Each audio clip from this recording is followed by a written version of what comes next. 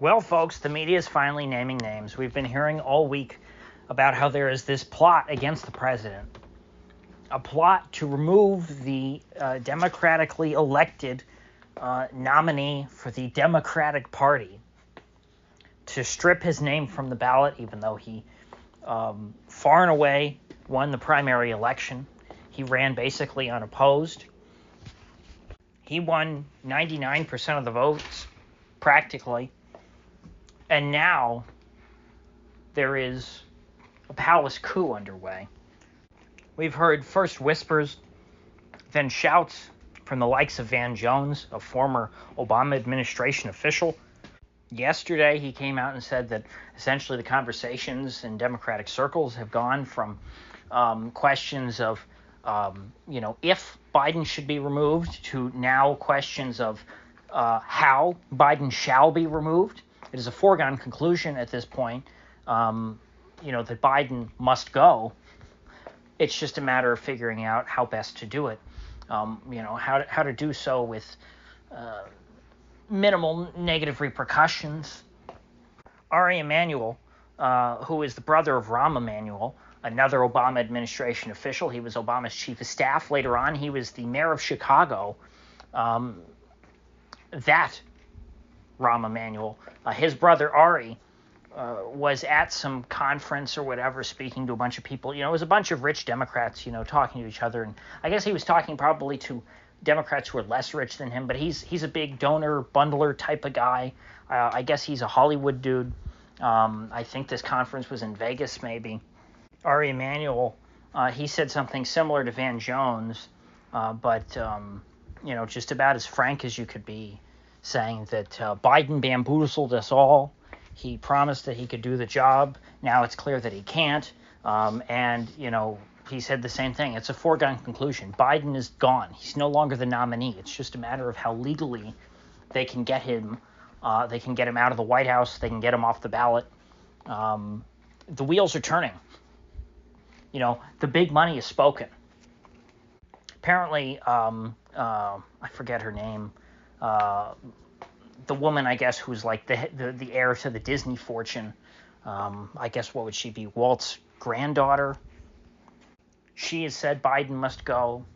The donor class, there's basically no donors left who are backing Biden. The money has completely dried up for him. His own super PAC, as I mentioned, leaked those devastating poll results, which said that a ham sandwich polls better versus Trump than Biden. Anybody but Biden. So he's lost his own super PAC. There are no donors left who want to contribute to his campaign and who will donate money to his cause. Ari Emanuel stated that everyone he has talked to is in that same position. Nobody is still going to back Biden. And for right now, they're only focusing on down-ballot races. They're completely withdrawing all support for the presidential race until Biden is gone. And then we get the disastrous leaks about Biden's conference call with America's Democratic governors.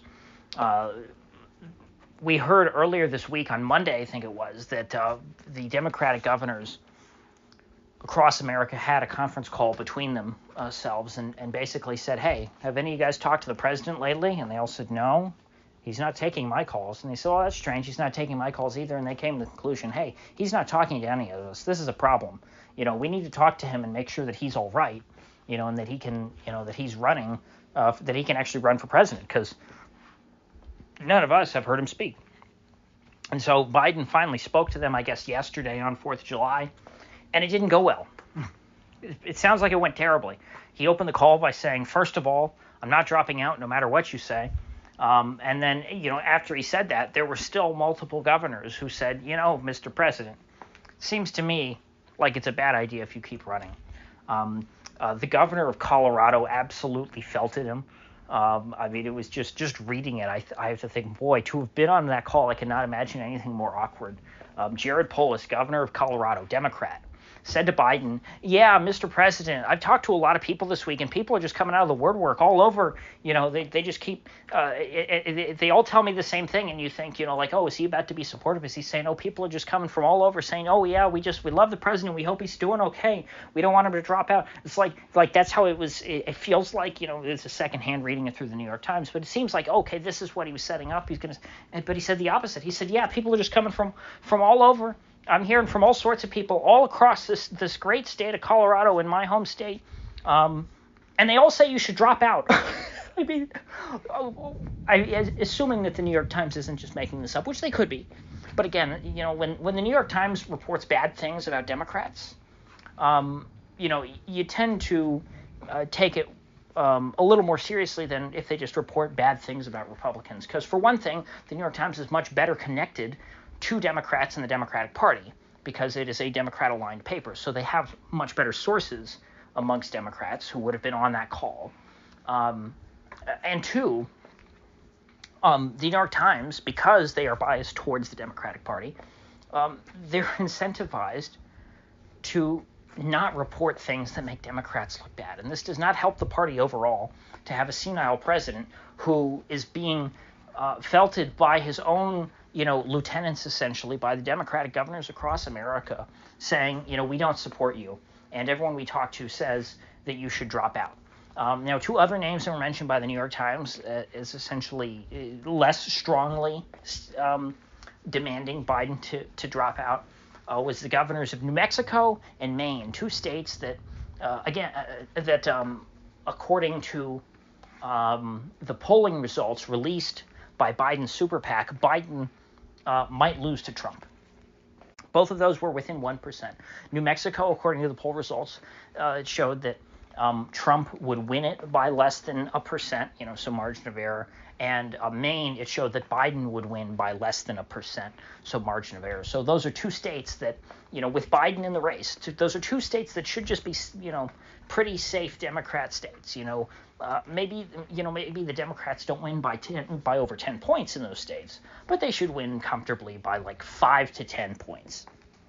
But with Biden on the ballot, New Mexico and Maine might go to Trump. And that's something that the governors of those states are quite concerned about. And then, of course, we had Sheldon Whitehouse, I think back on Monday or Tuesday, a senator from Rhode Island, very normie Democrat, came out and just said, what the hell was that? What's going on with President Biden? That's where we started. I remember that was big news when that happened. It's like, wow, we have a Democrat senator acknowledging that there's a problem with Biden that people might be concerned about. He didn't say Biden should drop out. Now we have, much more strongly, we're getting named Democrats, according to anonymous sources, but that's what you're going to get in this kind of stuff. Putting pressure on Biden, telling him to his face, you need to drop out. And then today came the biggest revelation of them all. The Washington Post has really named names, or one name in particular, Mark Warner, the senator from Virginia, a state that, again, according to Biden's super PAC, Biden would lose to Donald Trump if he stays in the race. Mark Warner, the senator from that state,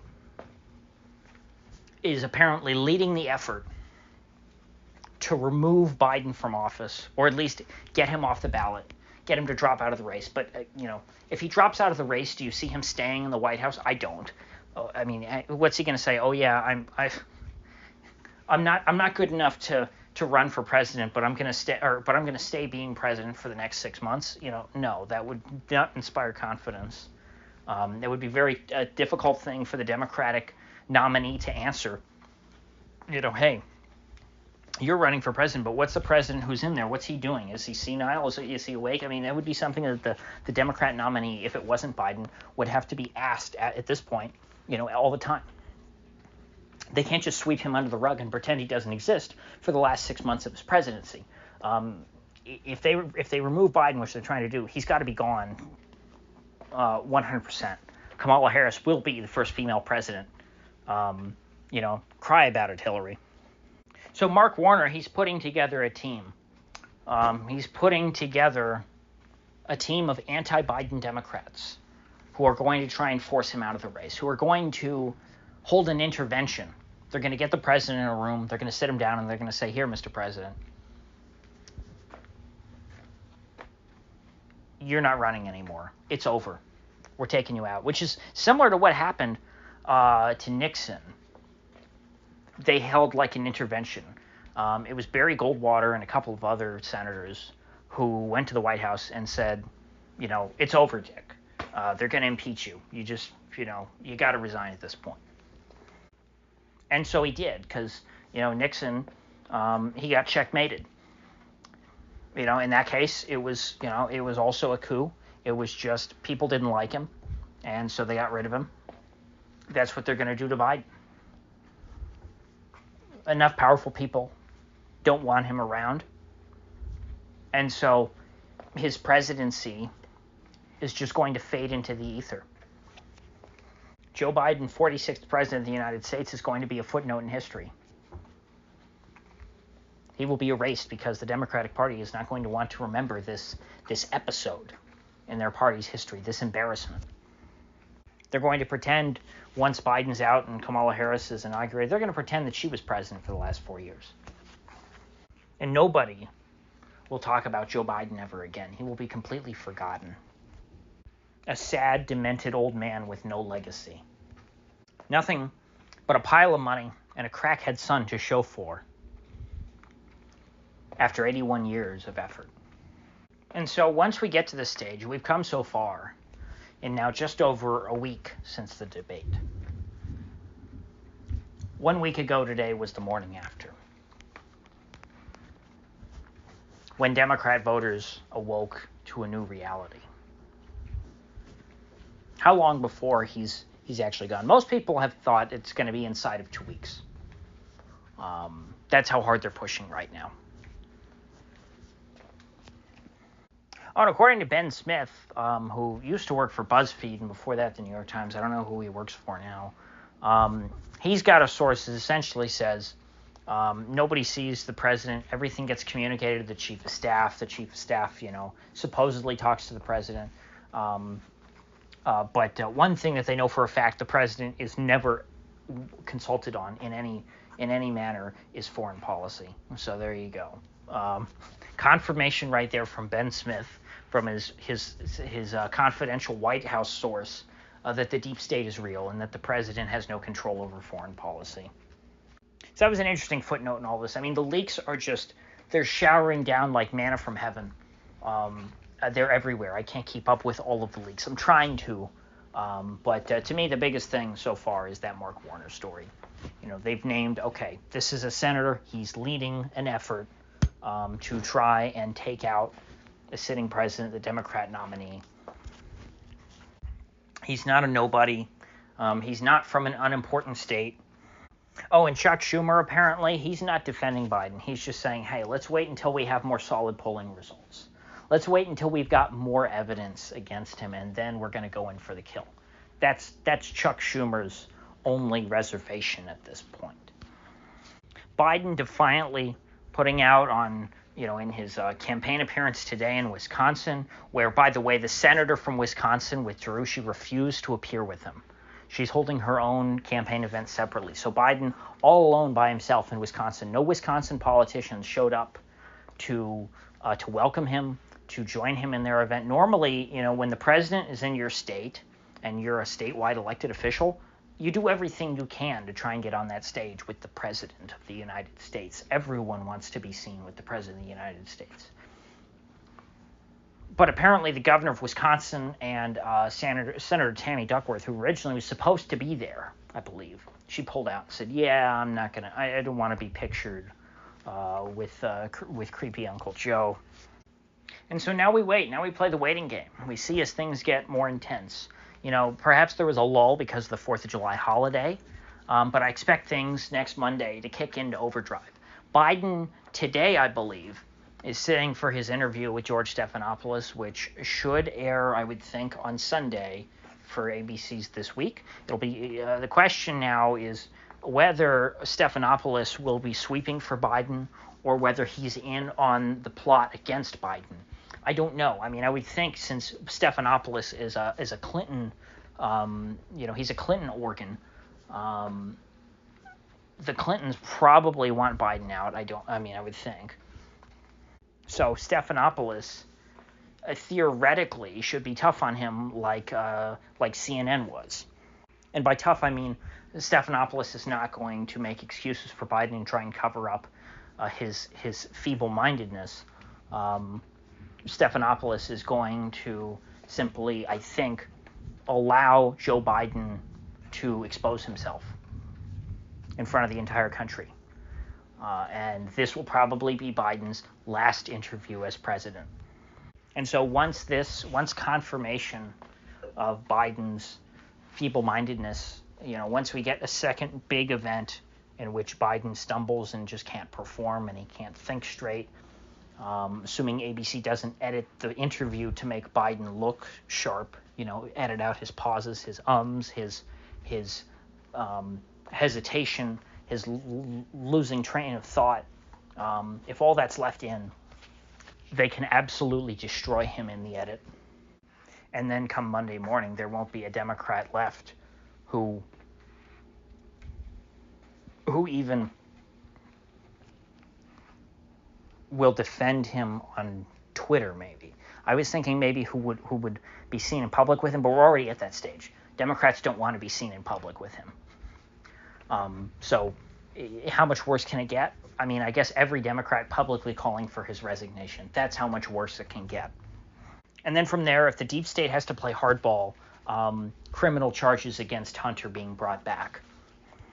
Because as we keep hearing, Hunter is one of the top voices, one of the top reasons why Joe Biden is staying in the race, because Hunter's telling him to. And so in order to isolate him from his son, they could just take out Hunter. I mean, that's not out of the question. Maybe bring charges against the president himself, force him to resign, and then cut a plea bargain once he's out of the White House, or more than likely drop the charges entirely. But yeah, I think that it's not just the Democrat Party. We hear less from the deep state about this, but it seems clear that they too are also against Biden at this point. So with that said, I will see you folks back here in the next one.